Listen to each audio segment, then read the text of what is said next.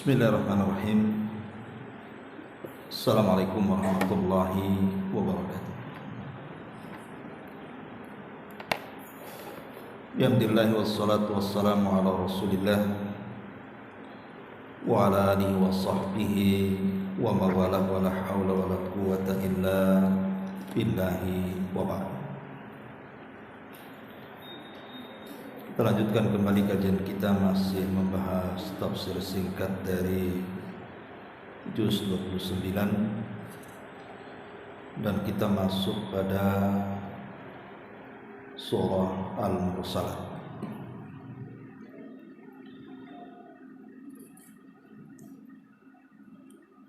A'udzubillahi minasyaitonir rajim. Bismillahirrahmanirrahim. Alam nuhlikil awwalin thumma nutbi'uhumul akhirin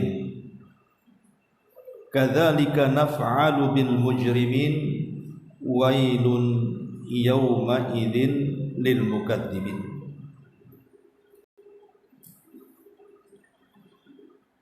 Bukankah kami telah binasakan umat-umat terdahulu, lalu kami susulkan azab kami terhadap orang-orang yang datang kemudian. Demikianlah kami perlakukan orang-orang yang berdosa itu. Maka celakalah pada hari ini bagi mereka yang mendustakan kebenaran.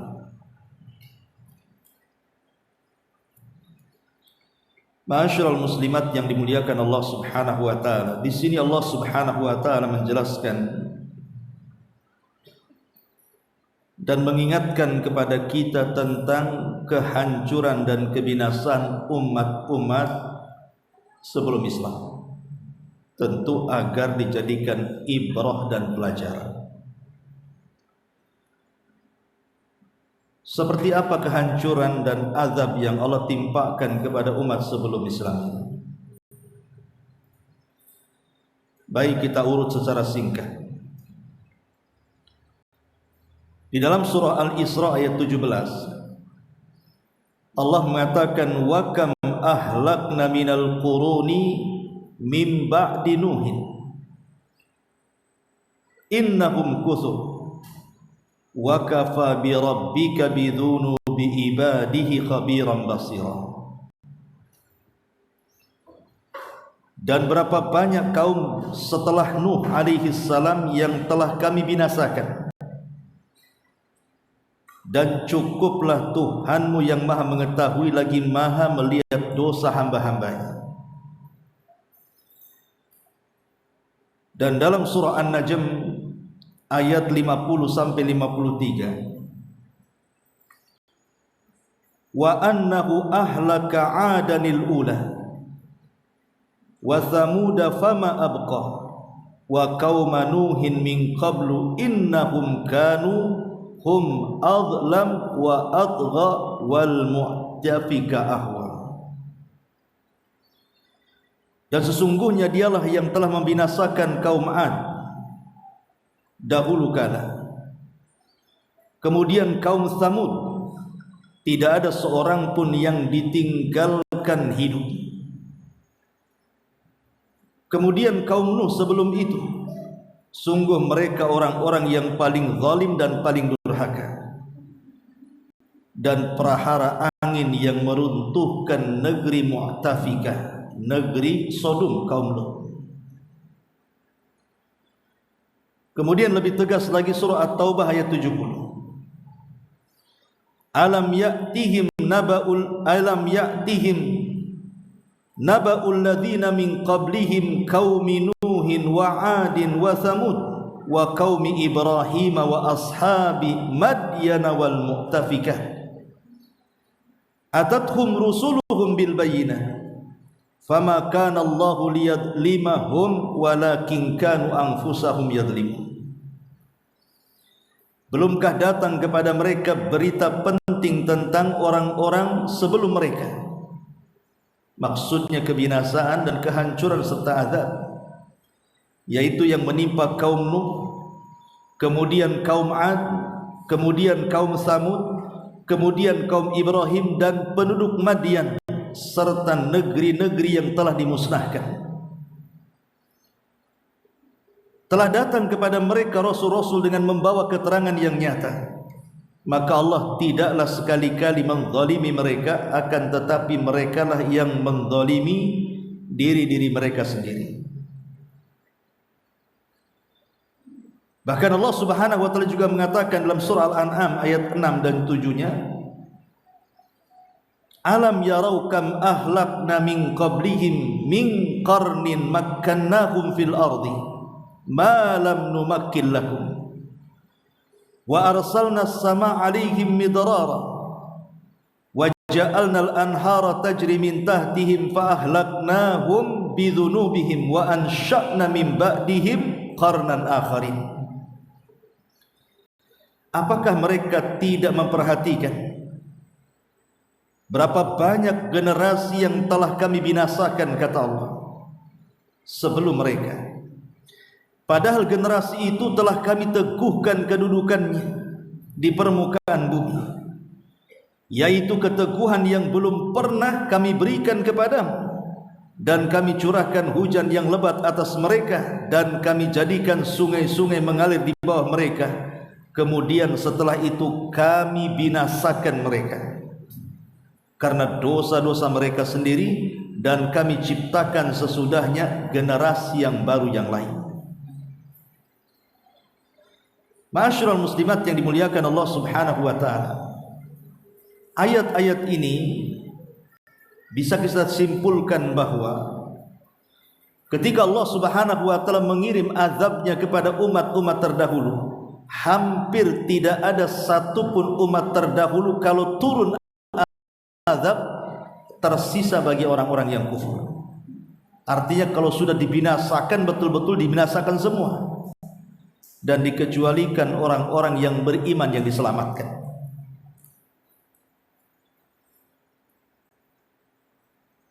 Dan kalau kita melihat macam-macam azab yang Allah turunkan itu bermacam ragam, dan itu dijelaskan di dalam surah Al-Ankabut ayat 40, bagaimana bentuk-bentuk azab yang Allah kirimkan itu. Allah mengatakan, fakullan akhadna bi dzambihi faminhum man arsalna alaihi hasiban wa minhum man akhadathu as-sayhatu wa minhum man khasafna bihi al-ard wa minhum man aghraqna wa ma kana Allahu liyadhlimahum walakin kanu anfusahum yadhlimun. Maka masing-masing dari mereka kami azab karena dosa-dosanya. Di antara mereka ada yang kami timpakan kepadanya hujan batu kerikil. Di antara mereka ada yang ditimpa dengan suara yang menggelegar, yang mengguntur, dan ada yang kami benamkan ke dalam bumi, serta ada pula yang kami tenggelamkan di lautan. Allah sama sekali tidak hendak menzalimi mereka, akan tetapi merekalah yang melakukan kezaliman itu. Ma'asyiral muslimat yang dimuliakan Allah Subhanahu wa taala, kalau kita melihat sejarah kepada umat-umat dulu, baik dalam Al-Qur'an ataupun hadis-hadis Nabi sallallahu alaihi wasallam, maka azab yang pertama ditimpakan Allah kepada siapa? Kepada kaum. Inilah azab yang pertama kali Allah timpakan kepada kaum.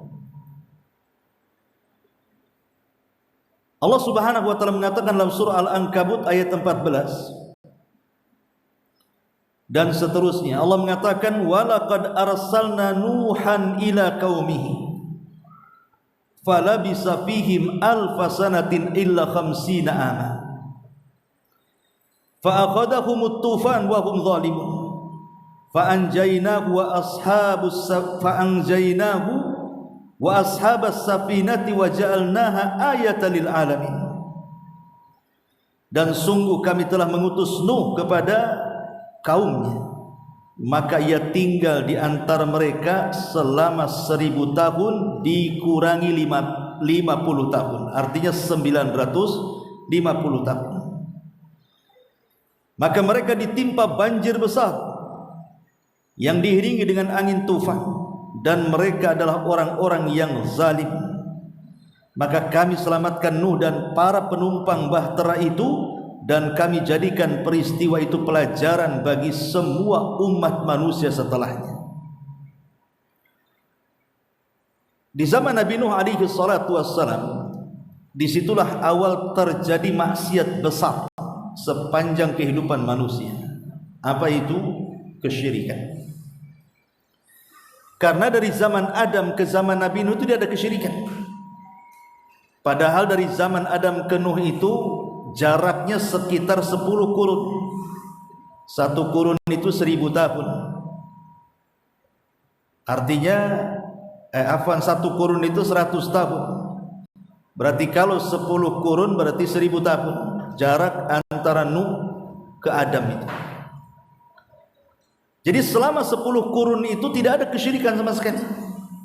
Baru di zaman Nuh itu telah terjadi kesyirikan ketika kemudian kaumnya Nuh menyembah satu keluarga orang-orang saleh yang bernama Wad, yang disebutkan dalam Al-Quran itu, la tadarunna waddan wala suwa'an wala yaghutha wa ya'uqa wa nasra. Itu satu keluarga itu, Wad, Suwa, Yaghus, Ya'uq, Nasr, itu orang-orang saleh, satu keluarga.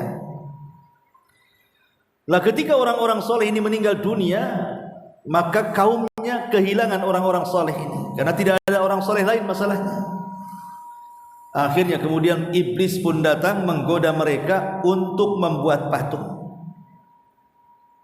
Lah patung itu kemudian belakangan disembah. Itulah kesyirikan pertama. Dari sini Allah Subhanahu wa taala utus Nuh kepada mereka untuk meluruskan tauhid. Makanya Nuh itu disebut awal rasul. Dia orang yang pertama kali jadi rasul. Kalau Adam kan nabi, dia bukan rasul. Karena diutus kepada kaum yang sudah mulai bertentangan akidahnya.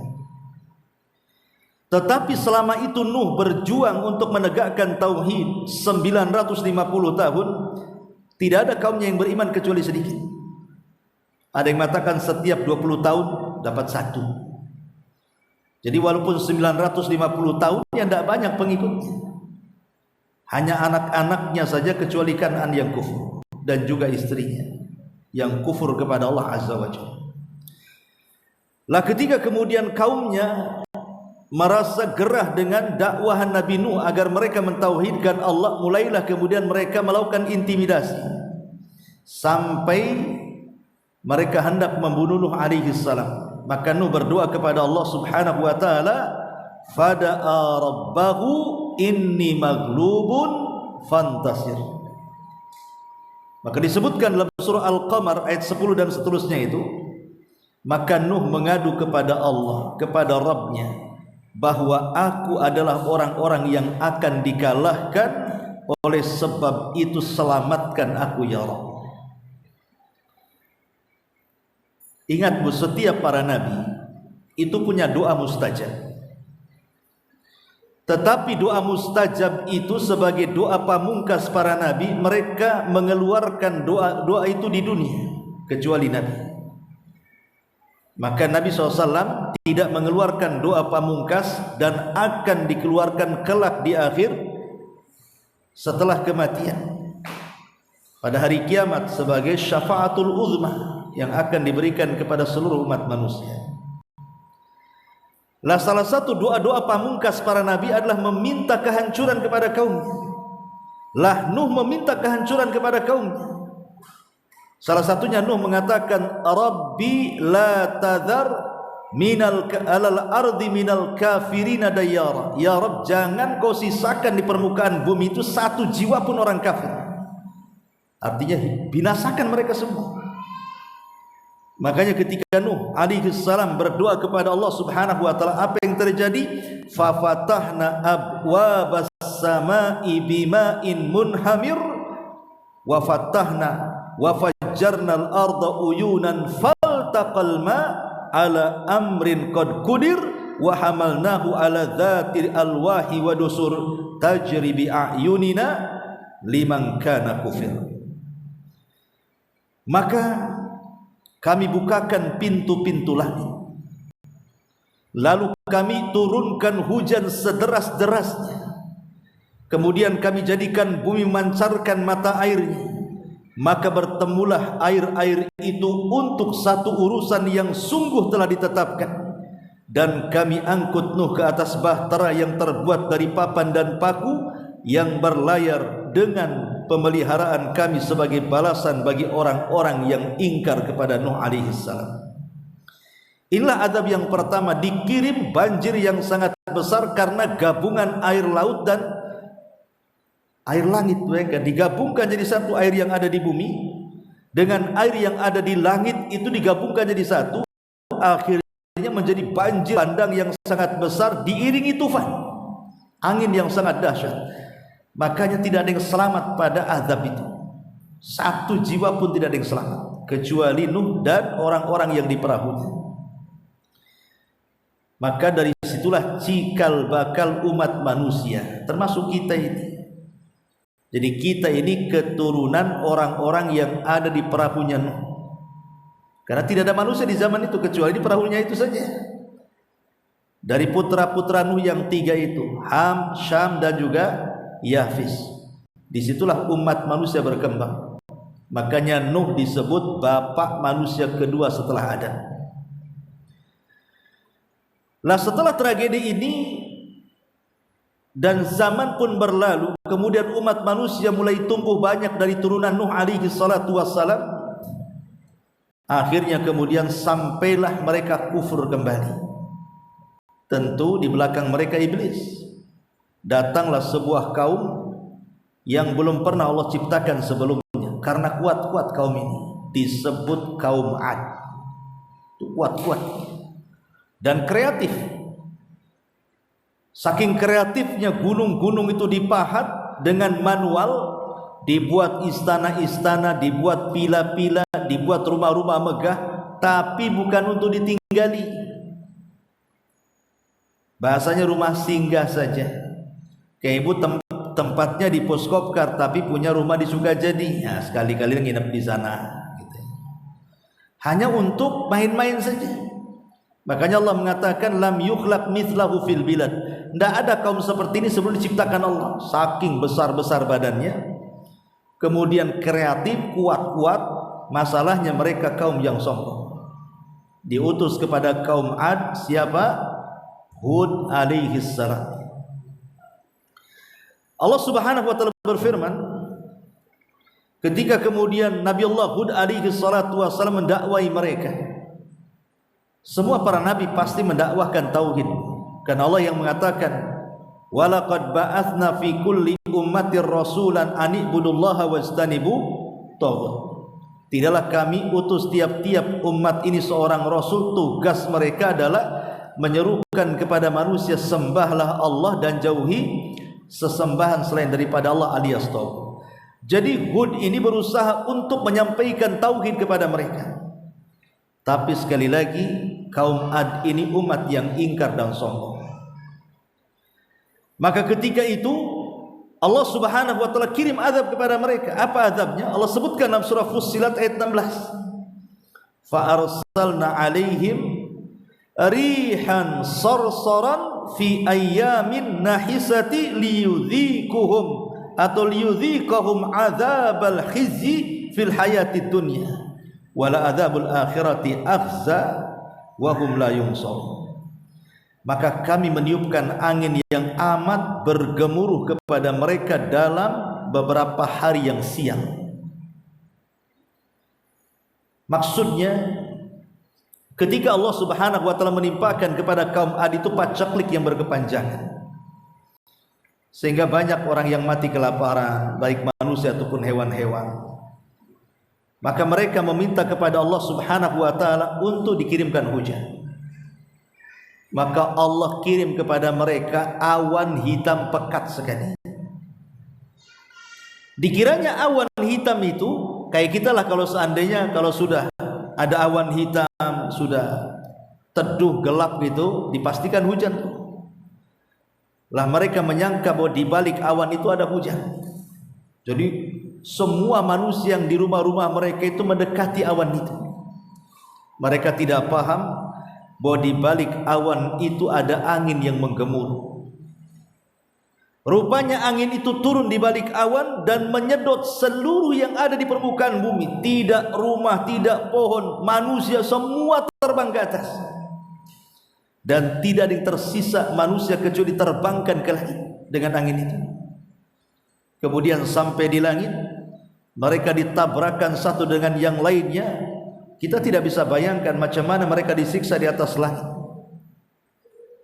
Sab'ata layalin wa thamaniyata ayyam. Bayangkan 8 hari 7 malam di atas. 8 hari 7 malam di atas diputar-putar, tabrak-tabrakan satu dengan yang lainnya. Makanya Allah Subhanahu wa taala mengatakan dalam surah Al-Haqqah ayat 7 itu, Allah mengatakan wasakharnaha alaihim sab'a layalin wa thamaniyata ayyamin husuma fataral qauma fiha sar'a ka'annahum a'jazun nakhlin khawiyah. Dan Allah Subhanahu wa taala telah menundukkan kepada mereka, kemudian kami menimpakan angin itu yang sudah ditundukkan Allah kepada mereka kaum Ad selama 7 malam 8 hari, dan itu terus menerus. Maka kami lihat kaum Ad pada waktu itu mati bergelimpangan, jatuh seolah-olah mereka tunggul-tunggul pohon kurma yang kosong dari dahan-dahannya. Karena kaum Ad itu kan besar-besar, ya. Jadi kalau seandainya kemudian Allah hempaskan dari langit itu, kepalanya duluan di bawah, itu bisa nancap di bumi itu seperti tunggul-tunggul kurma. Makanya Allah mengatakan tudammiru kulla syai'in bi amri rabbiha fa asbahu la yura illa masakinuhum kadzalika najzil qaumal mujrimin. Dalam surah Al-Ahqaf-nya 25 Allah mengatakan yang menghancurkan segala sesuatu dengan perintah Tuhannya, maka jadilah mereka tidak ada yang kelihatan lagi kecuali bekas-bekas tempat tinggal mereka saja. Demikianlah kami berikan balasan kepada kaum yang melakukan dosa. Maka ketika itu Allah Subhanahu wa taala selamatkan Nabi Allah Hud dan orang-orang yang tidak banyak bersama Hud untuk keluar daripada negeri itu. Rupanya setelah kemudian kaum Ad dibinasakan, tidak ada yang tersisa kecuali yang beriman, maka Hud pun kemudian membuat generasi baru dari kaumnya. Mereka beriman kepada Allah Azza wa Jalla. Tapi setelah Hud meninggal, kemudian berlalunya waktu, iblis datang lagi menggoda turunan mereka. Akhirnya datang lagi kaum yang sangat ingkar yang disebut dengan Tsamud. Tsamud diutus kepada mereka Nabi Allah Saleh alaihi salam. Nabi Allah Saleh alaihi salatu wassalam dikenal di kaumnya itu orang terpandang, orang mulia. Mereka tahu dari kecil sampai dewasa sampai diangkat jadi nabi. Bahkan mereka menggadang-gadangkan Nabi Saleh itu menjadi pemimpin mereka karena kecerdasannya. Tapi ketika Allah pilih Nabi Allah Saleh menjadi nabi dan rasul untuk mendakwahi kaum Tsamud, tiba-tiba kaum Tsamud ingkar kepada Nabi Allah Saleh dan mengatakan, ya Saleh, kalau engkau seorang nabi pasti punya mukjizat, keluarkan unta dari batu ini gitu. Mereka meminta mengeluarkan unta dari batu. Kenapa dari batu? Karena mereka tukang pahat batu masalahnya. Jadi mukjizatnya itu kalau bisa dari batu. Allah tolak? Tidak, Allah kabulkan. Keluar dari batu itu, tiba-tiba batu belah, keluar unta Usyara. Usyara itu unta bunting 10 bulan yang siap melahirkan. Akhirnya kemudian setelah mereka menyaksikan mukjizat Nabi Allah Saleh pun tidak beriman kepada Allah Azza wa Jalla. A'anzartahum am lam tunzirhum la yu'minun. Kau beri peringatan ataupun tidak, tetap saja mereka tidak beriman. Lah mukjizat yang sangat besar berupa unta. Bagaimana unta tidak besar mukjizat ini? Air susunya bisa memberikan minum jumlah kabilah yang banyak. Nah, satu kabilah ini bisa ribuan orangnya, tapi mencukupi dengan air susu unta itu untuk mereka. Tapi mereka tidak bersyukur. Mereka justru menentang Nabi Allah Saleh alaihi salatu wassalam, sampai kemudian muncul seorang laki-laki namanya Kidar ibn Salih. Kidar ibn Salih. Dan juga satu laki-laki lainnya namanya Mihraj ibn Mahya, dan mengajak 9 yang lainnya untuk membunuh unta Nabi Saleh. Akhirnya terjadilah pembunuhan itu. Karena mereka sudah membunuh unta, artinya ini sudah membinasakan mukjizat Allah. Maka Allah murka. Mulailah kemudian mereka diazab dengan azab 3 hari. Hari pertama, tiba-tiba badan mereka melemah, tidak bisa apa-apa, lunglai kayak orang stroke. Tidak bisa bangun dari tempat-tempat tidur mereka. Hari kedua mata mereka memerah, dan hari ketiga mereka menggali kuburan mereka sendiri. Setelah 3 hari Allah kirim malaikat Jibril, kemudian berteriak dengan 1 kali teriakan, fa asbahu fi darihim jasimin, maka jasad-jasad mereka bergelimpangan di rumah-rumah mereka. Itulah azabnya kaum Samud.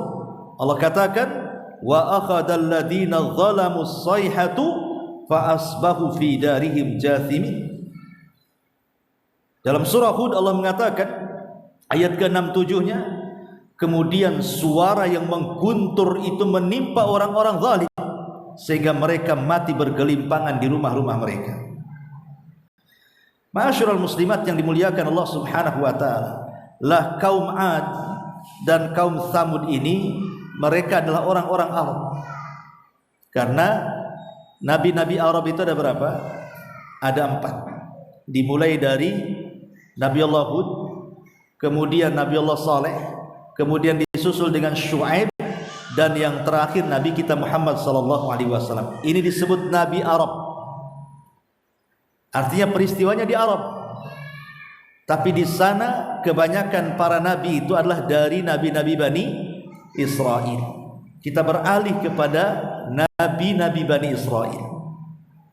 Karena jarak antara kehancuran kaum Ad dan kaum Tsamud tidak jauh daripada jarak diutusnya Ibrahim alaihi salatu wassalam, atau boleh jadi mungkin sezaman.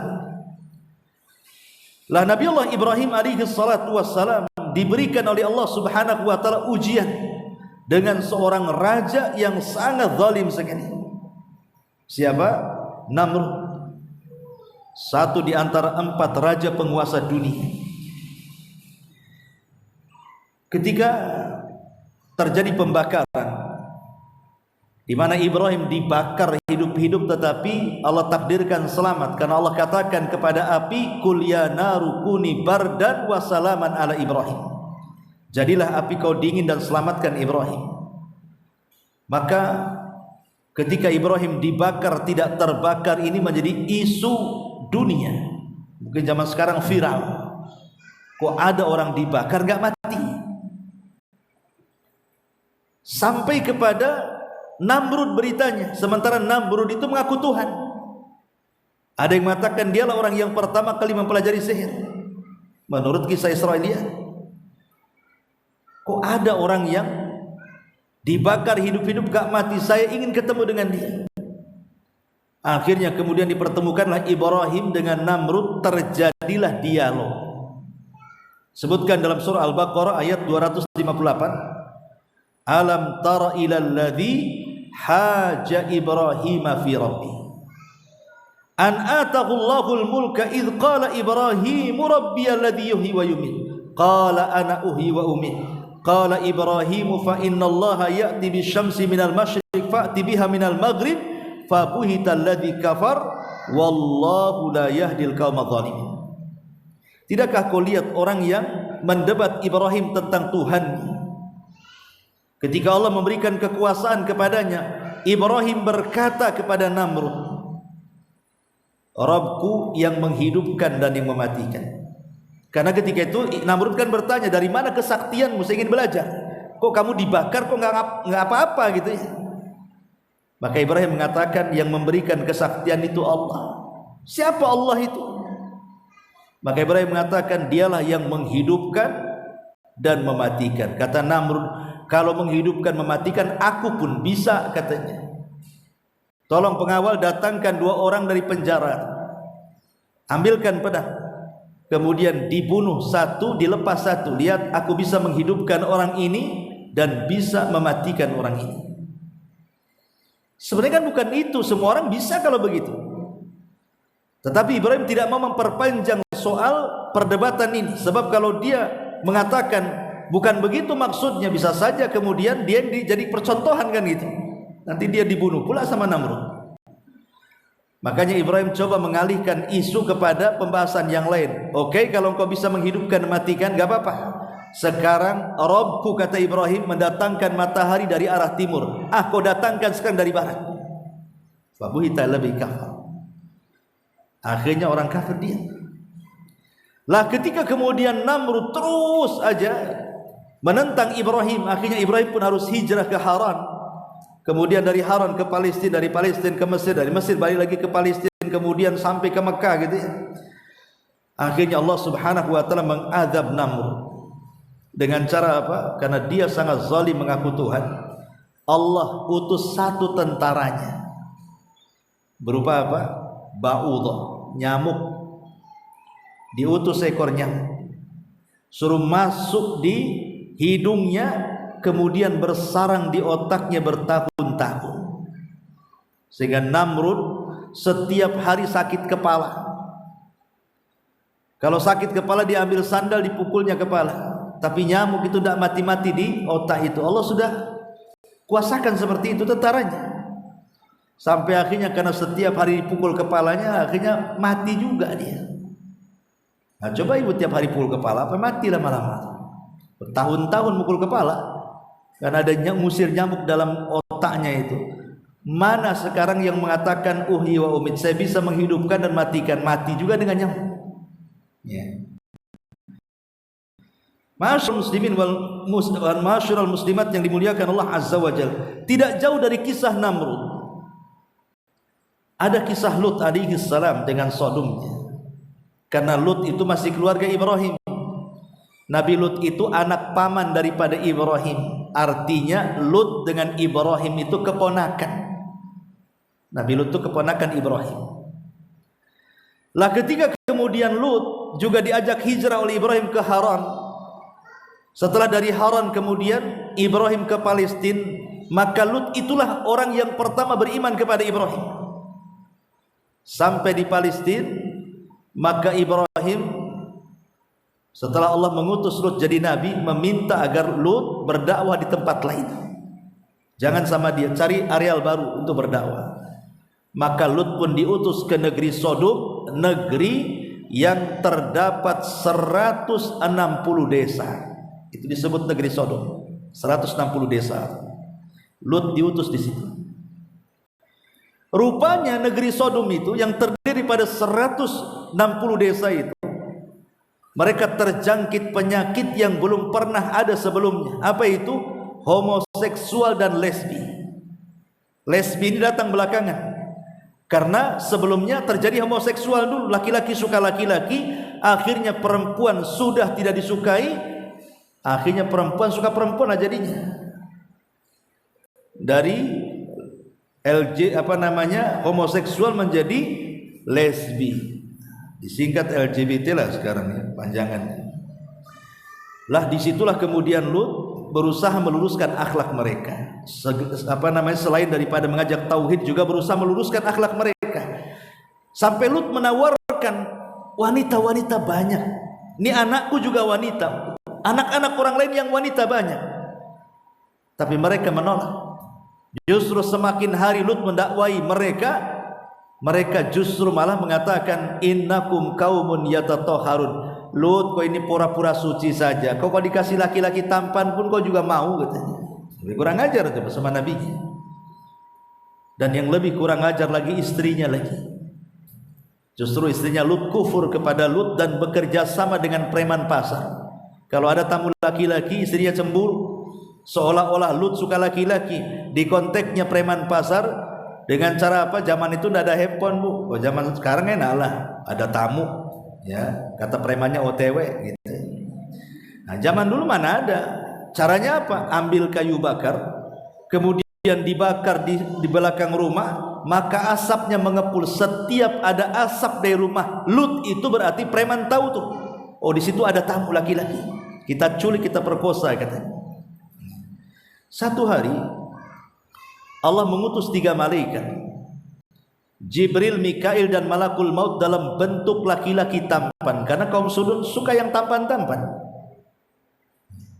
Akhirnya kemudian setelah mereka bertamu ke rumah Ibrahim dan menghabarkan bahwa Ibrahim akan punya anak dari Sarah namanya Ishak dan akan punya cucu namanya Yakub, dan Ibrahim akan ketemu dengan anak dan cucunya sebelum meninggal, maka mereka pun berangkat ke Sodom.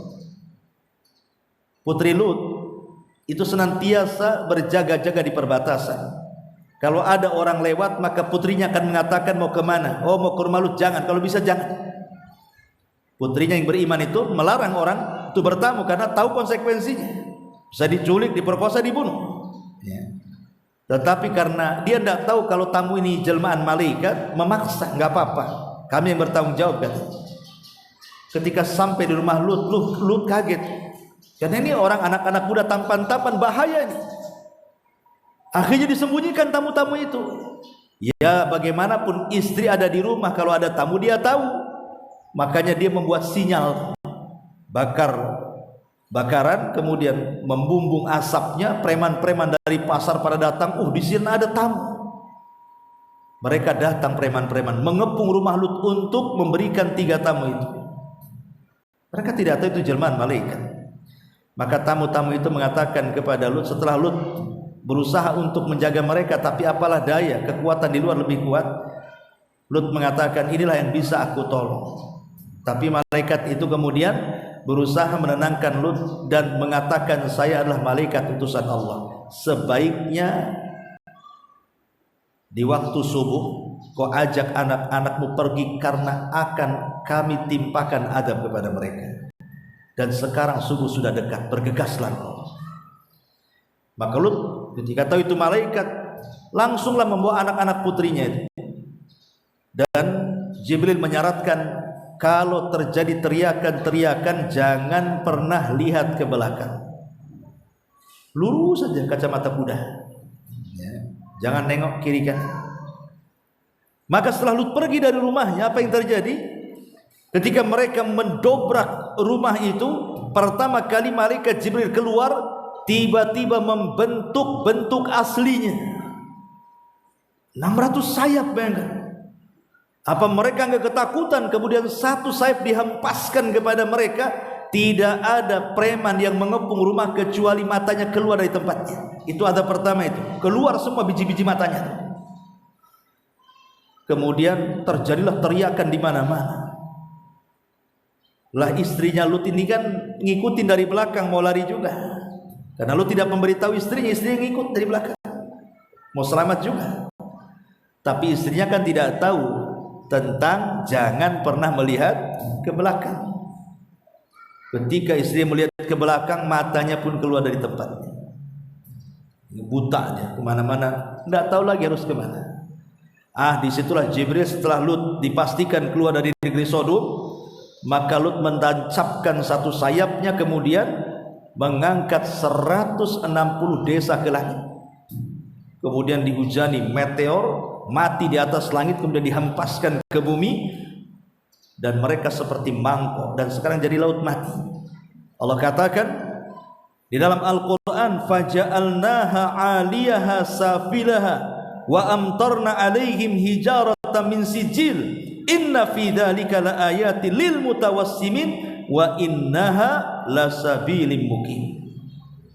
Maka kami jungkir balikan negeri itu dan kami hujani mereka dengan batu-batu dari tanah yang keras. Sungguh pada yang demikian itu benar-benar terjadi tanda-tanda kuasa Allah bagi orang-orang yang memperlihatkan tanda-tanda itu, dan sungguh negeri itu benar-benar terletak di jalan yang masih tetap dilalui manusia.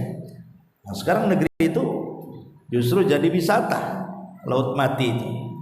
Padahal umat Islam tidak boleh datang ke tempat-tempat yang pernah diazab.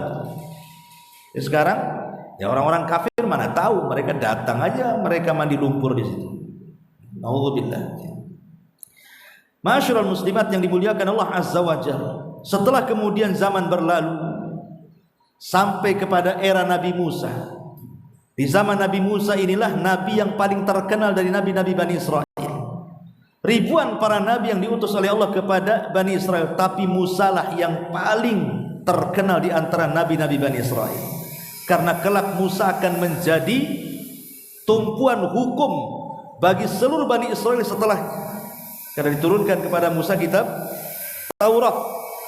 Ya, maka nabi-nabi setelahnya mengikuti Taurat sampai kepada yang terakhir Nabi Isa pun tetap masih umatnya Nasrani, masih mengacu kepada Taurat dan Injil, atau bahasa mereka perjanjian lama Taurat dan perjanjian baru adalah Injil. Jadi itu nabi yang luar biasa fenomenal di tengah-tengah Bani Israel. Lah Nabi Musa alaihi salatu wasallam diutus kepada Fir'aun. Ma'ruf, Fir'aun adalah orang yang mengaku nabi, orang yang mengaku Tuhan sama dengan Namrud. Bahkan Fir'aun mengatakan di hadapan kaumnya, apa kata Fir'aun? Fir'aun mengatakan, ya ayyuhal mala'u ma alimtu lakum min ilahin ghairi. Wahai para pembesarku, dimanapun kalian berada, aku tidak tahu ada Tuhan selainku. Aku tidak tahu ada Tuhan selain. Jadi dia ngaku Tuhan satu-satunya. Dan Allah mengatakan itu dalam surah Qasasnya 38, ya, dalam surah Zuhrufnya 51, wa nada fir'aunu fi qaumihi ya qaumi alaysa li mulku misr wa hadzal anhar tajri min tahti afala tubsirun.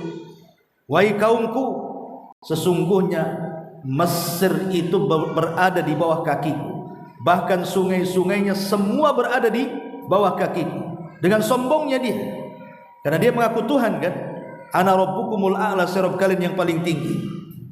Lah ketika Allah Subhanahu wa taala mengutus Musa, lah Musa ini anak angkatnya, anak Bani Israel. Karena ada kejadian peristiwa pembunuhan, itulah dia kabur ke Madian, kemudian menikah dengan salah seorang wanita dari putra Syuaib, bukan seorang nabi, orang soleh. Kemudian setelah 10 tahun di Madian, Musa balik. Disitulah Musa diangkat jadi nabi dan rasul untuk mendakwai Fir'aun, dan diberikan mukjizat oleh Allah Azza wa Jalla. Tapi Fir'aun sama dengan orang-orang kafir sebelumnya, tidak menerima dakwah Nabi Musa, justru menentang, bahkan mengajak duel dengan tukang-tukang sihir, sampai terjadi perkelahian Musa dengan tukang sihir dan dimenangkan Musa. Bahkan tukang-tukang sihir justru berbalik beriman kepada Nabi Musa. Fir'aun pun marah, akhirnya membantai tukang-tukang sihir itu sampai mati. Maka setelah kejadian ini Fir'aun tidak pernah mengganggu Nabi Musa, tidak mau menyentuh Nabi Musa. Nabi Musa pun kemudian bertahun-tahun merasa tenang mendakwai Bani Israel. Tapi selama itulah banyak terjadi mukjizat yang ditampakkan kepada, baik di mata Bani Israel atau di mata kaum Kipti, kaum Fir'aun. Seperti pacaklik yang berkepanjangan, kemudian hilang pacaklik, datang pula kodok di mana-mana. Hilang kodok, datang belalang di mana-mana. Hilang belalang, banyak kutu di mana-mana. Hilang kutu, banyak bencana seperti air berubah menjadi darah, macam-macam pokoknya itu. Banyak peristiwa-peristiwa pun tidak menjadikan mereka beriman. Anehnya itu. Sampai akhirnya Allah perintahkan Musa membawa Bani Israel ke negeri perjanjian. Nampaknya tidak cocok Mesir untuk Bani Israel. Maka Musa pun kemudian berniat membawa Bani Israel memboyong ke tanah perjanjian yang ada di Palestina. Mendengar hal itu Fir'aun marah. Makanya mempersiapkan pasukan untuk menghalangi mereka pergi. Tetapi apa yang terjadi ketika Fir'aun sudah melihat pasukan, maksudnya Bani Israel dan Musa, sementara Musa dan pasukannya tidak bisa berjalan karena buntu dengan lautan, Bani Israel dengan khawatirnya mengatakan, ya Musa inna lamudrakun. Musa, mereka sudah melihat kami, kita ini mau kemana nih katanya. Tapi Musa dengan pedenya mengatakan, sabar, selama Allah bersama kita, inna ma'iya rabbi sayahdin. Tentang kebersamaan Allah bersama kita semuanya, pasti Allah akan cari jalan keluarnya. Rupanya betul Jibril turun, kemudian memerintahkan Musa untuk memukul tongkat. Maka akhirnya Musa pun dan Bani Israel setelah terbuat 12 jalan itu, karena sesuai dengan 12 kabilah, mereka berhasil menyeberang Laut Merah. Kalau ibu pernah ke Jeddah, biasanya akhir orang umroh itu sebelum pulang mereka akan ke Jeddah dulu ya. Nah, di situ ada laut mati, Laut Merah. Disitulah Fir'aun ditenggelamkan. Jadi setelah Musa sudah di seberang, Fir'aun sudah di tengah. Disitulah Allah kemudian mengatakan kepada Jibril mengatakan kepada Musa, pukul dengan tongkatmu wahai Musa. Maka dipukullah kemudian laut itu sehingga merapatlah dan menenggelamkan Fir'aun. Sebenarnya Fir'aun ini sempat bertobat di sini dan mengatakan, amantu bima amanat bihi Banu Israel. Ya Allah, aku beriman dengan apa yang diimani oleh Bani Israel. Tapi apalah guna, nyawa sudah ditenggorokan, percuma tobatnya, pintu tobat sudah tertutup kalau sudah nyawa ditenggorokan itu. Maka Jibril datang, khawatir Allah merahmati Fir'aun, diambilnya tanah yang liat disumpelkan ke mulutnya. Karena jangan sampai terus Fir'aun memelas kepada Allah, akhirnya Allah merahmati dia. Orang seperti ini tidak layak dirahmati. Makanya Jibril masukkan tanah ke dalam mulutnya. Subhanallah. Itulah orang sekeji Fir'aun. Mereka dibinasakan dengan cara ditenggelamkan oleh Allah Azza wa Jalla. Lain Fir'aun di zaman Nabi Musa, lain pula Qarun. Qarun masih di zaman Nabi Musa. Ma'ruf kisah Qarun. Tidak ada manusia yang paling kaya dari zaman ke zaman yang diceritakan kisahnya tidak oleh umat Islam, tidak umat Yahudi, tidak umat Kristen, kecuali kisah Qarun. Semua diceritakan agama-agama. Kalau sekarang ada orang kaya kemudian mati, paling dikenangnya sebentar saja. Nanti datang orang kaya lagi, hilang yang lama, datang yang baru. Tapi Qarun itu tidak pernah lekang dimakan zaman, tetap aja dibicarakan. Tetap dibicarakan sampai hari ini Qarun itu oleh siapapun, oleh Yahudi, oleh Nasrani, tetap dibicarakan. Tentu dengan versi mereka. Karena kaya raya yang luar biasa. Kuncinya saja, Bu, jangan cerita gembok, jangan cerita gudang. Kuncinya saja yang bopong itu orang-orang kuat sebesar apa tuh kuncinya? Kalau kuncinya sebesar itu, macam mana lubang kunci grendelnya itu? Kemudian gemboknya, kemudian pintunya, kemudian gudangnya isinya emas semuanya. Apa ndak kaya raya? Makanya ketika ditenggelamkan oleh Allah ke dasar bumi, sehingga orang-orang mengistilahkan harta Qarun, sampai sekarang kalau ibu ngorek sesuatu di tanah, tiba-tiba ada cincin emas, oh harta Qarun di sini. Itu masih mendingan guys, karena masih ngorek tanah, Bu. Kadang nemu dompet dibilang dompet Qarun, Bu. Ini kan masalah ini. Ya. Jadi ketika Qarun ini kan, karena Qarun selalu menyombongkan diri. Pada hari-hari tertentu Qarun itu keluar dengan semua orang-orangnya, dengan pasukannya, dengan pakaian yang gagahnya, dengan perhiasan yang nempel di badannya, itu selalu riak. Jadi membuat orang ngiler, orang-orang yang terfitnah dadanya, dia mengatakan, ya laitani misla ma utiya Qarun, duhai kiranya kapan aku jadi Qarun. Itu sebelum diazab tuh, semua menginginkan seperti Qarun. Tetapi akhirnya bagaimanapun Qarun kaya, banyak anak buahnya, tapi tetap pamor Qarun itu masih kalah dengan pamornya Nabi Musa. Ya, Musa tidak kaya, tapi dia dihormati, dihargai, dan pengikutnya banyak. Qarun kaya tapi kufur, tidak ada yang suka kecuali orang-orang dekatnya saja. Akhirnya Qarun pun hasad dalam hati. Kenapa orang itu masih menghormati si Musa? Kenapa tidak menghormati saya? Dibuatlah politik makar. Qarun hendak memakar Nabi Musa dengan cara apa? Mematikan karakternya. Dia menyewa seorang pelacur. Kemudian dia mengatakan, nanti kukumpulkan manusia, saya akan undang Musa, kau tinggal ngomong aku berzina dengan Nabi Musa, ku bayar berapapun kau mau. Betul. Qarun membuat acara, manusia diundangnya, termasuk Musa diundang. Setelah Nabi Musa diundang, Qarun melirik wanita itu supaya menjerit-jerit bahwa dia Dizinahi Nabi Musa dan hamil, dan Musa harus tanggung jawab. Ketika dapat lirikan Qarun, paham wanita itu. Ketika hampir berteriak, entah kenapa, kadang-kadang dia melihat wajah Musa, kadang-kadang melihat wajah Qarun, Allah turunkan kasihan dalam hatinya. Masa orang bersalah mau dituduh-tuduh, katanya. Entah kenapa wanita itu berbalik dan mengatakan, tiba-tiba berteriak, aku disuruh Qarun, katanya. La ilaha illallah. Apa enggak emosi Nabi Musa coba? Hendak membuat makar, tiba-tiba wanitanya mengatakan, aku disuruh Qarun dibayar sekian untuk membunuh Nabi Musa. Apa enggak Bani Israel marah? Maka dari sini Musa alaihi salatu wasallam berdoa kepada Allah. Dari situ Allah mengizinkan Musa untuk memerintahkan bumi, dan bumi akan taat kepadanya karena bumi adalah tentara Allah, untuk membelah dan memasukkan Qarun ke dasarnya dan seluruh kekayaannya.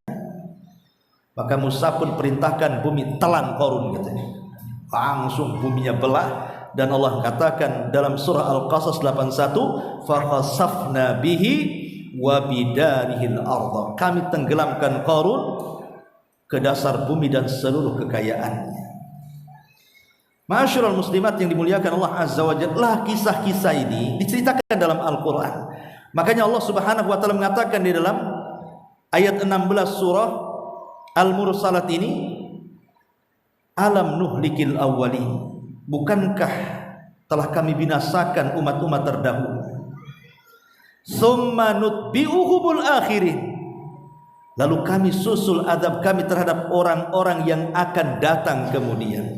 Kalau tadi cerita azab-azab umat terdahulu, baik azab secara menyeluruh atau sebagian atau perorangan, maka apa azab yang akan menimpa umat Islam, umat Nabi kita Muhammad sallallahu alaihi wasallam? Kira-kira apa azabnya? Ma'asyiral muslimat yang dimuliakan Allah Subhanahu wa taala, Allah mengatakan dalam Al-Qur'an, inna arsalnaka rahmatan lil alamin. Inna arsalnaka illa rahmatan lil alamin. Tidaklah kami utus engkau Muhammad melainkan aku jadikan engkau sebagai rahmat bagi semesta alam. Lah salah satu rahmat bagi orang-orang kafir diutusnya Rasul, di mana orang kafir dari mereka tidak akan diazab dan dibinasakan seperti umat-umat terdahulu. Ya, akan terjadi azab, tapi tidak menyeluruh. Jadi di antara diutusnya Rasul itu menjadi rahmat bagi orang, bukan orang iman beriman saja, orang kafir pun mendapatkan rahmat. Salah satu rahmatnya tadi, mereka tidak diazab seperti kaum Ad, kaum Nuh, kaum Samud, kaum Mu'tafika atau kaum Sodom, tidak. Ya, mungkin azabnya mungkin di sini, di sana, tidak menyeluruh. Makanya hadis Nabi sallallahu alaihi wasallam mengatakan dalam hadis yang dikeluarkan At-Tirmidzi dan disahihkan oleh Syekh Nasiruddin Al-Albani dari Ummul Mukminin Aisyah radhiyallahu anha, apa kata Rasul? Yakunu fi akhiri hadhil ummati, akan terjadi di akhir umat ini, khasfun wa mashun wa qadfun. Khasfun itu kalau diarahkan ke langit itu disebut gerhana, maka ada salat khusuf. Tapi kalau diarahkan ke bumi itu artinya gempa. Jadi akan terjadi banyak gempa di tengah-tengah kaum muslimin. Dan sudah terbukti di negeri kita saja hari-hari gempa. Sekarang aja ada gempa. Bahkan diprediksi Pulau Jawa tenggelam gara-gara gempa katanya. Ya. Gempa. Inilah umat Islam. Umat Muhammad SAW akan dikirim azab juga berupa gempa. Dan biasanya kenapa setelah ada gerhana biasanya disusul dengan gempa? Karena dalam bahasa Arab gempa dengan gerhana itu sama. Khosfun itu artinya kalau ke langit gempa, kalau ke bumi kalau ke langit gerhana, kalau ke bumi gempa. Nah, hati-hati kalau sudah ada gerhana, itu ada saja gempa. Kemudian yang kedua, wa mashun. Mashun itu artinya manusia dirobah. Kalau dulu di zaman Bani Israel betul-betul dirobah jadi kera dan babi. Hidup 3 hari kemudian dibinasakan. Tapi tentu bagi umat Muhammad tidak akan dirubah wajah mereka seperti kera dan babi. Tetapi yang dirubah seperti kera dan babi adalah hati-hatinya. Wajahnya wajah manusia, tapi hatinya seperti binatang. Dan itu banyak orang yang tidak punya rahmat sama sekali kepada manusia, banyak sekali. Kemudian yang ketiga, wa qadhfun, angin, segala jenis angin, angin puting beliung, angin tufan, angin tornado yang membawa kerikil dan pasir sehingga menerbang-nerbangkan, bukan hanya pasir, kerikil, atap rumah aja diterbangkan dia. Lah ini bagian daripada azab yang akan dikirim kepada umat Islam. Sahabat bertanya Rasul, kapan itu terjadi? 3 azab ini kapan terjadi? Terjadinya banyaknya gempa, hati-hati manusia seperti binatang, kemudian juga banyak angin yang membahayakan, banjir bandang di mana-mana. Kira-kira kapan terjadinya? Kata Nabi SAW, idza dhaharatil qiyan, kalau sudah muncul para biduan wanita, artis-artis, penyanyi-penyanyi. Ini kalau sudah banyak artis, penyanyi-penyanyi, biduan-biduan yang melalaikan manusia dari zikrullah, menyeret manusia kepada kemaksiatan, mabuk, zina dan yang semacamnya. Ini mulai akan terjadi ini 3 perkara ini.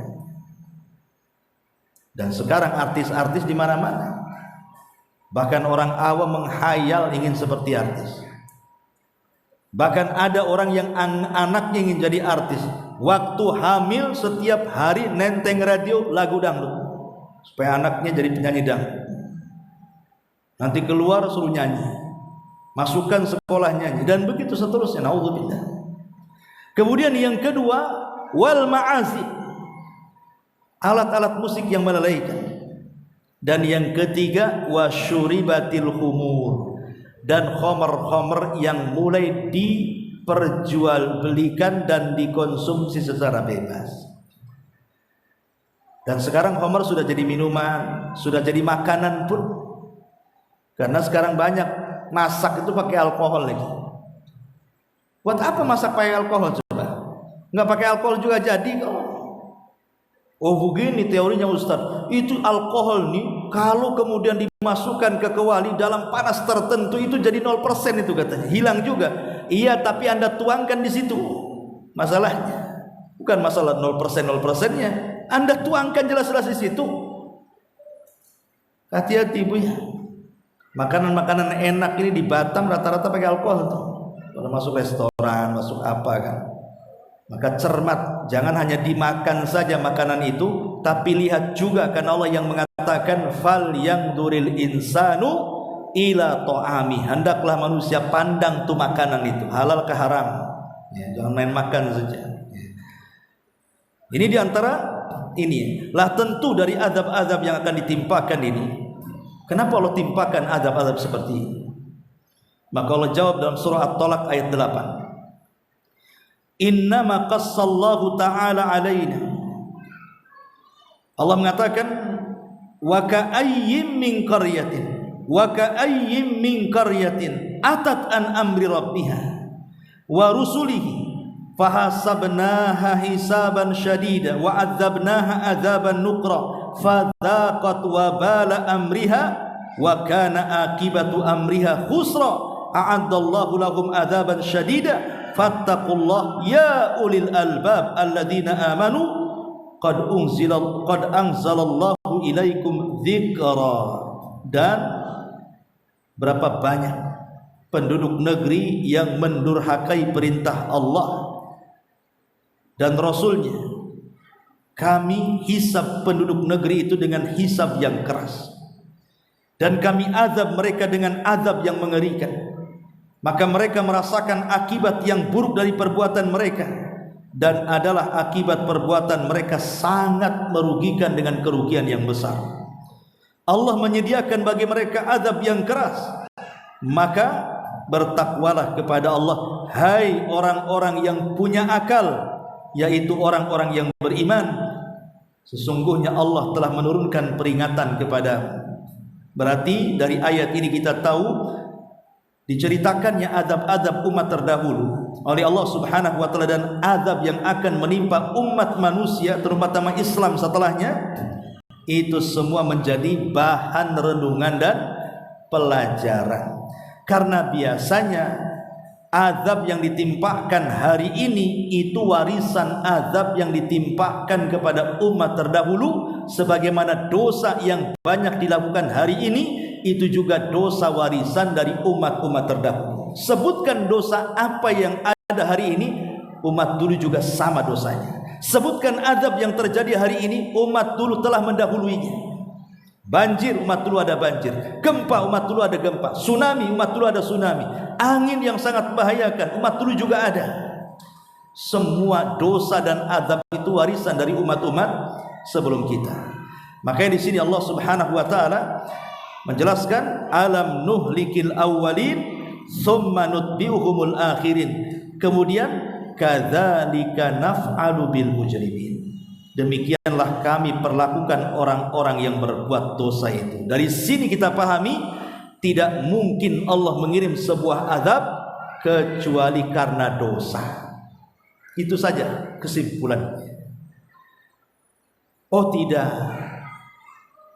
gempa itu baik tektonik atau vulkanik itu karena bergesernya lempengan di bawah laut dan di bawah gunung katanya, maka terjadi gempa. Ya, itu sebabnya. Tapi sebab itu ada yang menyebabkannya. Di atas sebab itu ada musabbib. Ada yang menciptakan sebab. Lempengan itu sebab saja. Pertanyaan, siapa yang menciptakan sebab itu? Allah yang menciptakan lempengan, yang menggerakkan lempengan itu. Kenapa Allah gerakkan? Sehingga terjadi gempa yang maha dahsyat di Aceh, di Lombok, di Jogja, dan di beberapa tempat itu. Kalau kita mengacu kepada surah Al-Mursalat ini, berarti apa? Sebabnya karena mereka melakukan dosa itu saja sebenarnya. Adapun ya, penyebab lempengan itu penyebab kecil, tapi lebih daripada itu penyebab terbesar kenapa Allah turunkan azab itu sekali lagi karena dosa. Karena Allah yang mengatakan, walau anna ahlal qura amanu wattaqau lafatahna alaihim barakatim minas sama'i wal ard walakin kadzabu fa akhadnahum bima kanu yaksibun. Kalaulah penduduk negeri itu mau beriman dan bertakwa, lafatahna alaihim barakatim minas sama'i wal ard, kami bukakan loh berkah dari pintu langit dan bumi itu. Walakin kadzabu, tapi mereka mendustakan. Fa akhadnahum, maka kami azab mereka bima kanu yaksibun, atas perbuatan dosa yang mereka lakukan. Maka dari sini jangan pernah merasa aman dari azab Allah. Karena orang-orang yang berdosa itu merasa aman dari azab Allah, seolah mereka tidak akan diazab. Ya.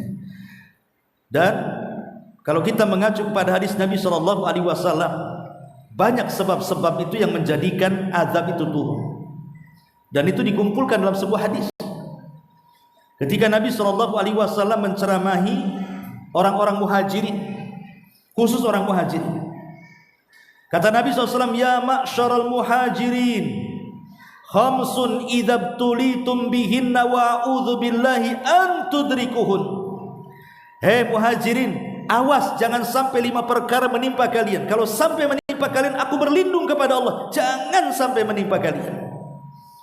Kemudian Rasul mengatakan, lam tadharil fahishatu fi qaumin qad hatta yu'linu biha illa fasha fihim ta'un wal auja allati lam takun madat fi aslafihim alladhina madat.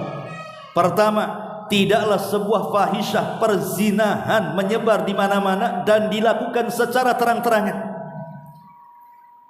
Sekarang praktek-praktek perzinahan, lokalisasi dan yang semacamnya itu sudah terang-terangan, ada tempatnya, ada jamnya, bahkan dilindungi penguasa, dilindungi preman-preman, naudzubillah. Bahkan bukan offline, sudah online lagi, bahkan pakai COD lagi, naudzubillah. Ya, zaman sekarang apa yang terjadi? Yang terjadi adalah Allah akan kirimkan penyakit, yang penyakit ini belum pernah terjadi di zaman Nabi. Penyakit apa? Penyakit AIDS. Di zaman Nabi nggak ada. Di zaman sekarang ada, dan sampai hari ini belum ada obatnya. Kalau penangkalnya mungkin, tapi mengobati secara total tidak ada. Kalau memang sudah ada, dijual di apotek-apotek itu, mana ada. Padahal pakar-pakar dunia sudah berkumpul mencari dan meneliti penyakit ini berasal dari mana dan apa obatnya. Kita katakan percuma, tidak usah berkumpul kalian di situ, nggak usah rapat di situ, karena yang ada perangi, yang Anda perangi bukan penyakit, tapi yang Anda perangi adalah zat yang membuat penyakit. Kalau ingin tidak terkena, jauhi zina, selesai. Sebenarnya selesai kan, tutup lokalisasi, selesai, nggak ada penyakit itu. Lah dengan masih terbukanya lokalisasi, penyakit di mana-mana. Anda sedang memerangi Allah. Seandainya ditakdirkan ada obat penyakit AIDS, tetap Allah kirim tentara lain, bakteri yang lain, justru akan menimbulkan penyakit yang mungkin lebih dahsyat daripada AIDS. Tidak tahu. Ya. Nah ini penyebabnya adalah dengan tersebarnya maksiat perzinahan. Yang kedua, walam yanqusul mikyala wal mizan illa ukhidu bisinin wa syiddatil maunati wal jawri sultani alaihim. Ketika orang-orang pasar sudah mulai mengurang-urang takaran, mengurang-urang timbangan, mengurang-urang meteran, mengurang-urang, semua dikurang-kurang, dia diganjal-ganjal, dipotong-potong meterannya. Ini kalau sudah curang dalam dagang, Allah akan kirimkan 3 azab sekaligus. 1, Allah akan kirimkan paceklik walaupun hujan tidak menyuburkan. Yang kedua, Allah akan dikirimkan kepada umat manusia kesusahan ekonomi, pengangguran di mana-mana, sulit cari kerja. Dan yang terakhir, Allah akan kirimkan para penguasa zalim yang mengambil hak rakyatnya, memperkaya diri dan keluarganya, rakyatnya miskin gak apa-apa. Sebenarnya ini tiga-tiganya ada di negeri kita. Tiga-tiganya ada di negeri kita kan. Paceklik, lihat Jawa kalau sudah kekeringan itu retak di mana-mana jalan, sawah-sawah, ladang-ladang nggak bisa ditanam. Ya. Kalau Batam ini, alhamdulillah hujan terus-terusan, tapi pula tanah boksit. Coba kalau ditukar tanah Jawa dengan tanah Batam, jadi sorga Batam ini. Tapi itulah kelebihannya dan kekurangannya. Di sini kelebihan hujan, tanah pula tak bagus, di sana tanah bagus, tak ada hujan pula, gitu maksudnya. Itulah Allah kadang-kadang berikan hal-hal yang memang di sini kekurangan, di sana kelebihan. Dan tiga-tiganya sudah ada. Penguasa zalim ya ada, susah ekonomi ya iya, kekeringan iya, walaupun hujan gak berkah. Jangan salahkan penguasanya dulu, salahkan dulu kita dalam bermuamalah. Boleh jadi mungkin ya dagangnya curang-curang. Nah, itu yang menyebabkan kemudian akhirnya Allah kirimkan 3 perkara ini. Coba kalau pada jujur-jujur orang pasar, bisa jadi Allah subhanahu wa ta'ala mengirimkan kepada kita pemimpin yang baik. Kemudian yang ketiga, walam yanqusul mikyala walam yamna'uz zakata amwalihim illa muni'ul qatra minas sama walaulal bahaim lam yumtiru. Tidaklah mereka mencegah zakat harta mereka. Artinya manusia sudah mulai bakhil, tidak mau sedekah, tidak mau zakat, kecuali Allah akan tahan hujan. Kalaupun dihujani bukan untuk kita, tapi untuk binatang ternak. Artinya ya untuk binatang ternak mereka bisa minum, tapi hujan untuk kita tidak berkah lagi. Itu akibat menahan zakat.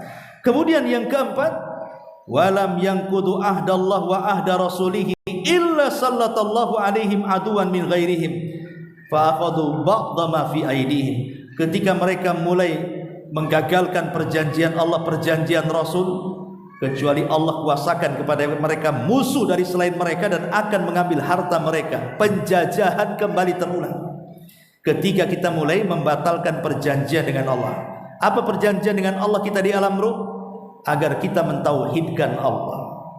Ketika perjanjian tauhid dibatalkan, akhirnya kesyirikan di mana-mana, maka nanti Allah akan kuasakan umat yang akan menjajah kepada kita. Naudzubillah. Dan yang terakhir, wa man lam yakum a'immatuhum bi kitabillah wa yatakhayyaru bima anzalallah illa ja'alallahu ba'sahum bainahum. Ketika para pemimpin sudah tidak berhukum dengan Al-Quran, kitab Allah, mereka memilih aturan-aturan selain dari yang diturunkan Allah, kecuali Allah akan jadikan permusuhan di antara mereka, perang sesama anak bangsa, perang sesama kaum muslimin. Ini akibat hukum Islam tidak ditegakkan, ya. Nah, lihat bagaimana dalam satu redaksi hadis Allah Subhanahu wa taala menjelaskan tentang sebab-sebab adab. Maka Allah Subhanahu wa taala tutup ayatnya apa? Wailun yauma idzin lil mukadzibin. Celakalah pada hari itu bagi mereka yang mendustakan kebenaran. Wallahu a'lam bishawab. Ini yang bisa sampaikan. Baik, sebelum saya tutup kita bertanya jawab.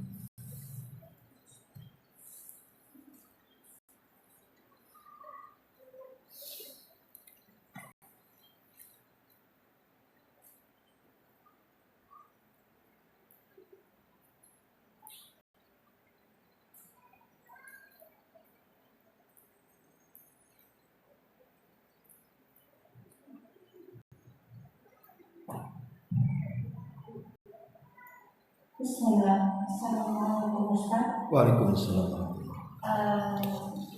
Tadi karena ada Ustaz singgung masalah kaum muhajirin, Ana mengingat kembali kajian di hari Jumat di Masjid Darul Islam ya Ustaz.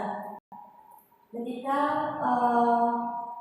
kaum Ansor cemburu dengan kaum muhajirin, di situ kaum Ansar protes kepada Rasulullah SAW, sehingga pada waktu itu Rasulullah menceritakan yang intinya, kenapa kamu harus cemburu kepada kaum muhajirin, sementara aku sudah berbuat ini dan ini, bahkan kamu mendapatkan aku, kata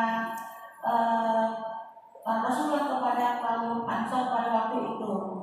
Dan di sini anak petik Ustaz, berarti ketika kita meyakinkan seseorang untuk kita ingin mengertikan dia, di situ kita boleh menceritakan kebaikan-kebaikan yang kita buat supaya orang itu paham, kamu itu dulunya begini loh. Kenapa kamu harus begitu? Apa gitu ya Ustaz? Karena dengan waktu pas kajian Ustaz di subuh itu, Rasulullah menceritakan apa yang Rasulullah telah buat untuk kaum Ansor. Jadi kenapa kamu harus cemburu dengan kaum muhajirin? Seperti itu Ustaz. Iya. Ya, alhamdulillah. Tentang kisah orang-orang Ansor yang cemburu dengan orang-orang muhajirin yang pulang membawa harta rampasan perang, tentu kisah ini memang ketika itu memang secara, kalau kita hanya melihat sekilas saja, memang rasanya Rasul tidak adil, karena seluruh harta ghanimah itu dibawa pulang ke Mekah dan diberikan kepada orang-orang yang justru baru masuk Islam. Sementara orang-orang Ansor itu udah berjihad mati-matian, tapi pulang nggak bawa apa-apa. Ya, manusiawi kan, mereka juga manusia lah, pengen juga dapat. Mereka sudah mati-matian di situ perang bertempur, ya walaupun lillahi ta'ala mereka. Ya, tapi kan juga salah satu penghasilan mereka juga kan dari perang. Dan ingat, perang itu bisnis yang paling besar. Sebab kalau menang semuanya, dapat tanah, dapat rumah, dapat macam-macam kan itu. Tapi kalau ya kerugian yang paling besar kan itu. Sehingga wajar kalau seandainya orang-orang Ansor ini dalam hatinya ada sesuatu, apalagi yang dilebihkan oleh Rasul itu justru orang yang baru masuk Islam, dan itu tokoh-tokohnya. Padahal maksud Rasul itu kan melembutkan hati orang-orang muhajirin yang masih kayak Abu Sufyan yang baru masuk Islam, biar makin kokoh gitu ya. Dan beberapa tokoh orang-orang musyrik yang baru Islam, sementara mereka takutnya kemudian berpaling lagi. Makanya dalam Islam ada zakat diperuntukkan untuk mu'alaf, kan, untuk memantapkan hati dia. Itu yang dimaksud oleh Rasul. Tapi kenyataannya kemudian orang-orang Ansor beda pula. Dia belum paham alasan Nabi, sehingga mengutus Sa'd bin Ubadah untuk menanyakan, kok begini cara pembagiannya. Maka Nabi SAW berpidato di hadapan mereka. Tetapi Rasul sallallahu alaihi wasallam belen bukan hanya mengingatkan kebaikan dia kepada orang Ansor, tapi Rasul pun mengingatkan kebaikan Ansor kepada dia dan Muhajirin. Kalau seandainya kalian katakan, "Hei Muhammad, dulu engkau miskin sekarang kaya," yang kalian katakan benar. "Hei Muhammad, dulu kali engkau ini diusir dari Mekah, kami yang melindungi," yang kalian katakan benar. "Hei Muhammad, dulu kau begini dan begitu, kemudian kami begini." Betul semua. Itu Rasul ingin feedback ke belakang, bahwa kebaikan orang Ansor itu banyak sekali. Tapi setelah itu Rasul balik lagi. Tapi walaupun demikian, dulu kalian juga sesat, kata Rasul. Aku yang kasih hidayah. Dulu kalian begini, aku yang begitu, dan begitu seterusnya. Jadi diimbang-imbangkan. Tapi di ujung hadis Rasul mengatakan apa? Sekarang pertanyaan saya, wahai orang Ansor. Perhatikan orang-orang Muhajirin itu.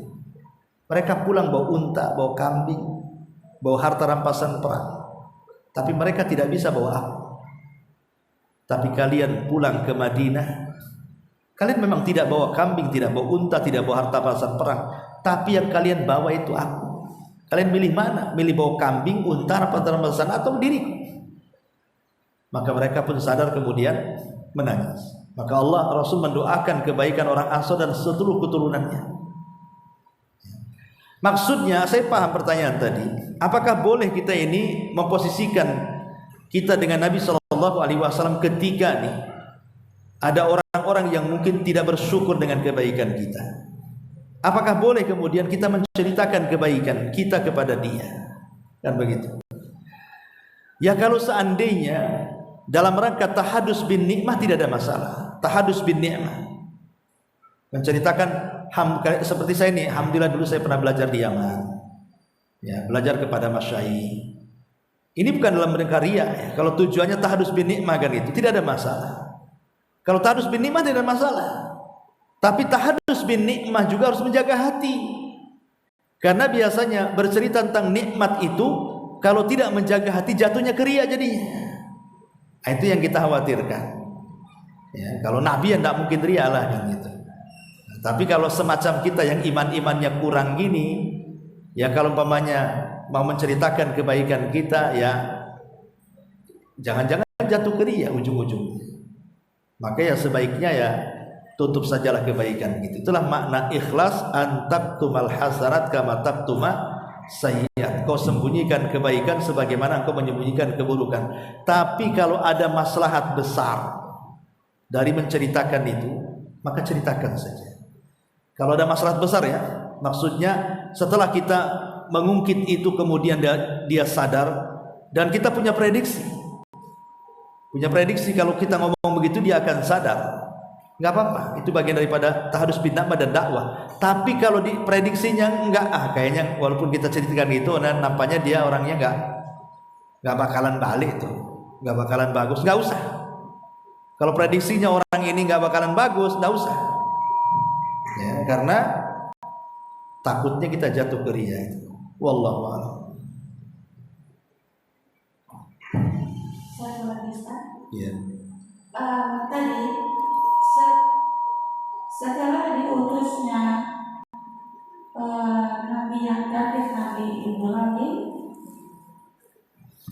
dan sampai ke Nabi Lut, ketika Allah utus malaikat menjelbakan sebagai lelaki tampan yang bersembunyi di rumah Lut. Kemudian diceritakan bahwa sesungguhnya Nabi itu malaikat dan diutus pada waktu itu. Lut lari bersama anak-anaknya, sementara istrinya tertinggal di belakang dan dia tidak tahu syarat supaya selamat jangan lihat ke belakang. Namun istrinya melihat. Yang Anda tanyakan di sini, Ustaz, berarti ada keturunan Nabi Lut yang selamat dengan Nabi Lut pada waktu itu, ya Ustaz? Iya, anak-anaknya. Anak-anaknya Nabi Lut yang sampai ke Nabi setelah Nabi Lut, Nabi Ibrahim pada kaum Ad, itu siapa ya Ustaz? Nah, Nabi Lut ini jauh, dia setelah dia Ibrahim, keponakan Ibrahim. Keponakan. Ya. Kalau Hud Hud ini duluan dia, sebelum Ibrahim. Ada yang mengatakan sezaman dengan Ibrahim tapi beda-beda tempat. Yang selamat bersama yang lain yang tidak terdapat. Iya, maksudnya gini, Hud dan Soleh itu lain tempat, Ibrahim lain tempat, nggak sama. Karena yang satu Nabi Arab, yang satu Nabi Bani Israel. Dia bukan keturunan Ibrahim dan Ibrahim bukan keturunan mereka. Tapi semua mengerus kepada Nabi Nuh. Ya. Lah Lut ini dia adalah keponakan Ibrahim. Lah di antara Lut ini masih selamat anak-anak putrinya. Ya, tidak diceritakan apakah dia punya berapa anak, tidak diceritakan ya. Cuman sebutkan dia punya anak-anak putri. Lah itulah yang kemudian diselamatkan lah dari keturunan Lut itu lewat anak-anaknya ini. Ada juga yang jadi nabi. Kalau tidak salah orang-orang soleh seperti Luqman Al-Hakim kalau nggak salah. Itu kalau di ujung-ujungnya sampai ke Nabi Lut. Atau siapa, saya lupa lah. Ada beberapa nabi setelah itu dari nabi-nabi Bani Israel itu yang jalurnya sampai ke Nabi Lut. Tapi itu pun dibantah para ulama. Kenapa? Karena tidak ada nabi satupun setelah Ibrahim kecuali lewat Ibrahim. Berarti tidak termasuk urutan nabi yang tidak. Karena Ibrahim disebut Abul Anbiya, bapaknya para nabi. Karena semua nabi-nabi Bani Israel itu ujungnya ke Ibrahim, tidak ke Lut. Nah, juga yang bantah seperti itu, dan itu yang kuat karena memang Nabi Ibrahim Abul Anbiya, bapaknya para nabi lah. Wallahu a'lam. Ada yang bertanya? Kalau nggak ada satu lagi Ustaz. Yeah. Tadi Ustaz sampaikan ketika perjanjian kepada Allah Subhanahu wa Ta'ala tidak kita ikuti, yaitu perjanjian tauhid, maka Allah akan datangkan penjajahan di negeri kita. Kan pada masa penjajahan Belanda ya Ustaz, pada masa penjajahan Jepang itu otomatis tauhid kita rusak ya Ustaz. Kalau menurut keterangannya Ustaz sampaikan saat ini. Namun yang kita lihat pada saat ini tauhid kita juga sangat rusak. Itu apa yang dampak yang kita bisa nampak penjajahan pada saat ini Ustaz? Iya, perjanjian Allah itu kan banyak sekali. Perjanjian Allah dan Rasulnya yang diikatkan kepada kita ini banyak sekali. Saya hanya sebut satu yang paling agung, tauhid. Ya semua ibadah itu kan perjanjian kita dengan Allah. Salat, puasa, zakat itu kan perjanjian kita dengan Allah. Ya. Termasuk juga Nabi SAW juga mengikat perjanjian dengan umatnya, dengan kita kaum muslimin, agar kita mencintai Allah, mencintai Rasul, dan begitu seterusnya banyak. Ini kalau sudah mulai dibatalkan, maka akan dikuasakan musuh-musuh yang akan mengambil sebagian. Alhamdulillah dengan nikmat Allah tidak mengambil semua, sebagian apa yang kita miliki. Dan sekarang sudah nyata. Memang perjanjian fisik tidak ada, tapi mungkin secara ekonomi dikuasai, bahasanya asing sama asing gitu kan. Kemudian terjajah di negeri sendiri, mereka jadi bos, kita pula jadi anak buahnya. Itu sudah terjadi dan itu lebih mengerikan perjanjian ekonomi. Apa namanya, penjajahan ekonomi lebih mengerikan karena dampaknya itu akhirnya lama-lama kita jadi babu di negeri sendiri, tidak pernah merdeka. Lah ketika kemudian ingat yang memegang sebuah negara itu di mana-mana pasti kekayaan. Kalau negara itu kaya, dia akan megang negara. Lihat orang-orang kaya itu, mereka memegang negara, sehingga kalau kita membuat aturan-aturan Islam akhirnya dicegat oleh mereka. Ini kan susah jadinya. Ini bagian daripada penjajahan juga. Terus belum lagi tekanan-tekanan kepada kaum muslimin, ini sudah banyak. Ya terakhir contoh saja kayak kemarin namanya pas Agustusan tentang masalah jilbab rame. Nah kita di negeri Islam, mayoritas Islam loh, kok bisa bicara soal peraturan tak pakai jilbab? Nih akalnya di mana? Itu contohnya saja, mayoritas tapi rasa minoritas, ini yang repot jadinya. Lah itu karena tadilah akidah kita ini kurang kokoh. Coba kalau akidah kokoh, anak-anak kita kokoh, akhirnya anak kita besar, mereka yang jadi pemimpin, ya insya Allah kan begitu. Tapi kalau pemimpin dikuasai oleh mereka yang punya harta, yang punya uang, ya selamanya kan seperti ini. Wallahu a'lam. Tapi sampai di sini. Subhanallah bihamdika, asyhadu an la ilaha illa anta astaghfiruka wa atubu ilaik. Allahu ta'ala alam. Assalamualaikum.